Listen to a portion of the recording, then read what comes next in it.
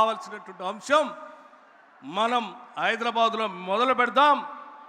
మళ్ళీ ఈ చింతకాని మండలం జగన్నాథపురం వత్కేపల్లి క్రాస్ రోడ్లో లక్షలాది మంది సమక్షంలో చివరి 1009 కోట్ల రూపాయలు ఇక్కడి నుంచే గౌరవ ముఖ్యమంత్రి గారి చేతుల మీదుగా మేట నొక్కి టింగ్ టింగ్ టింగ్ వాళ్ళ అకౌంట్లో డబ్బులు పడేటట్టుగా చేసే కార్యక్రమాన్ని ఈరోజు ఇక్కడ ఏర్పాటు చేశాం. ఎప్పటికే 8 ఎకరాలకు వరకు ప్రతి రైతు అకౌంట్లో డబ్బులు పడ్డాయి. ఈరోజు 9 నుంచి 54 ఎకరాల వరకు ఉన్నటువంటి 16,81,000 ఎకరాలకు సంబంధించి 1,009 కోట్ల రూపాయల్ని 1,009 కోట్ల రూపాయల్ని మీ అందరి సమక్షం నుంచి ఇక్కడ నుంచే రిలీజ్ చేసే కార్యక్రమం జరగబోతా ఉంది. అందుకే మీ అందరూ కూడా పెద్ద ఎత్తున మీ సమక్షంలో 9 రోజుల్లో 9,000 కోట్లేసే ప్రభుత్వాన్ని గుండెల నిండా ప్రేమతో మనసు నిండా అభిమానంతో ఆశీర్వదించవలసిందిగా మీ అందరికీ నేను విజ్ఞప్తి చేస్తూ ఉన్నాను. మిత్రులారా, కేవలం రైతు భరోసా మాత్రమే 9,000 కోట్లు రిలీజ్ చేసి మేము అక్కడ కూర్చోలేదు. రైతుని రాజుగా చూడాలనేటువంటి ఆలోచనతో రైతు భరోసాతో పాటు పండించిన మీ పంటని ధాన్యం కొనుగోలుని సివిల్ సప్లై శాఖ మంత్రులు ఉత్తమ్ కుమార్ రెడ్డి గారి నాయకత్వంలో కొనుగోలు చేయటమే కాదు, కొనుగోలు చేసిన ధాన్యాన్ని మీ అకౌంట్లో టంచనగా నిధులు వేసిన సంగతి కూడా మీ అందరికీ తెలిసిందే. మీరు మొక్కజొన్న పండిస్తే, జొన్న పండిస్తే ఈ దేశంలో ఏ రాష్ట్రం కొనుగోలు చేయకపోయినా మన రాష్ట్రంలో మన ప్రాంతంలో మన రైతాంగ సోదరులు మొక్కజొన్న పండించారు, జొన్నలు పండించారు. వాళ్ళ కొనుగోలు చేయకపోతే అన్యాయం అయిపోతారంటే మార్కెట్ నుంచి మొక్కజొన్నని జొన్నల్ని వ్యవసాయ శాఖ మంత్రి గారు తుమ్మల నాగేశ్వరరావు గారు ముఖ్యమంత్రి గారు ఆదేశాలతో కేబినెట్ ఆదేశాలతో పెద్ద ఎత్తున కొనుగోలు చేసి మీ అందరికీ డబ్బులు ఇచ్చిన సంగతి కూడా మీ అందరికీ తెలిసిందే. ఇది బహుశా మన పక్కనున్న రాష్ట్రంలో ఉన్నటువంటి మొక్కజొన్న పండించిన రైతులు కూడా నిన్న వచ్చి నాకు చెప్తా ఉన్నారు, దేశంలో ఈ మొక్కజొన్నను ఎవరు కొనుగోలు చేయలేదు, కేవలం తెలంగాణలో ఉన్న ప్రభుత్వం మాత్రమే కొనుగోలు చేసింది. అందుకే మీ అందరినీ మీరు పండించిన ఈ పంటని కొనుగోలు చేసి మీకు డబ్బులు ఇవ్వటమే కాదు, ఇప్పుడు మిగిలిన డబ్బులను కూడా ఈరోజు మొక్కజొన్నకు సంబంధించిన నిధులు కూడా వ్యవసాయ శాఖ మంత్రి గారు మార్కెట్ నుంచి మీ అకౌంట్లో వేసే కార్యక్రమాన్ని చేపట్టారు.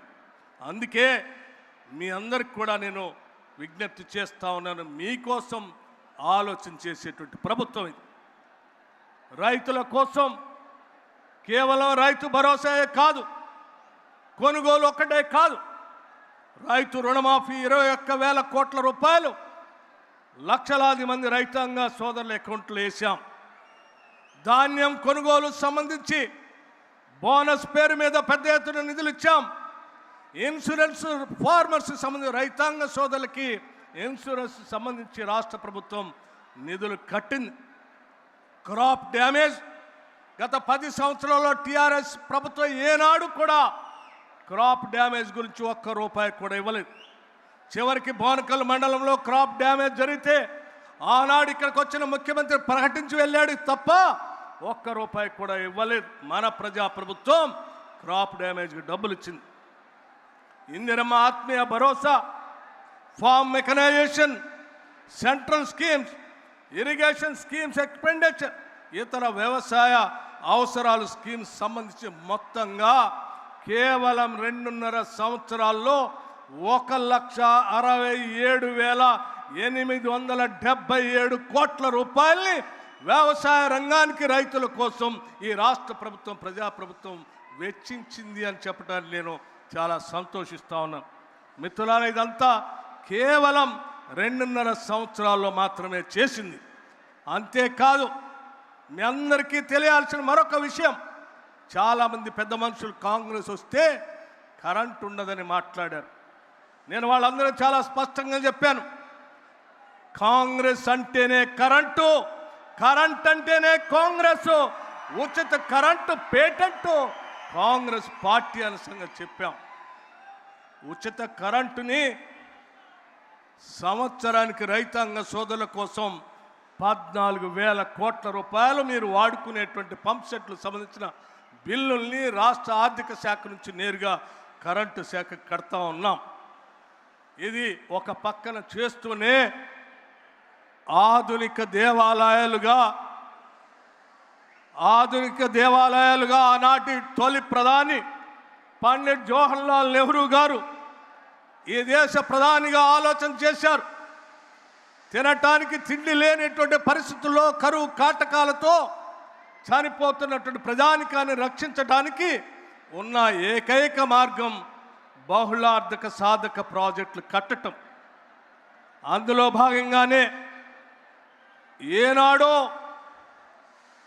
1955 10వ తారీఖు డిసెంబర్ 1955 నాడు ప్రధాని జవహర్లాల్ నెహ్రూ గారు వేసినటువంటి పునాది నందికొండ దగ్గర ఒక తట్టలో ఇంత మట్టి మోసుకొని ప్రధానిగా ఆ నందికొండ దగ్గర పునాదులేస్తే ఆ ప్రాజెక్ట్ని పూర్తి చేసి 312 టీఎంసీల కెపాసిటీతో పూర్తి చేసి మనందరి ప్రియతమ నాయకురాలు శ్రీమతి ఇందిరాగాంధీ గారు ప్రధానమంత్రిగా ఆ సాగర కాలువ నీళ్లు లెఫ్ట్ కెనాలు రైట్ కెనాలు నీళ్లు వదిలిపెడితే అక్కడ లాకులు ఎత్తితే బిరబిరా పారుతూ కొన్ని వందల కిలోమీటర్లు ప్రయాణం చేస్తూ మనం దుక్కి దున్నే పొలంలో మనం నిలబడితే మన కాళ్ళకి కృష్ణా నది నీళ్లు తాకి ఈ పంటలు పండించుకుంటూ ఈరోజు మనం సుభిక్షంగా ఉంటున్నాం.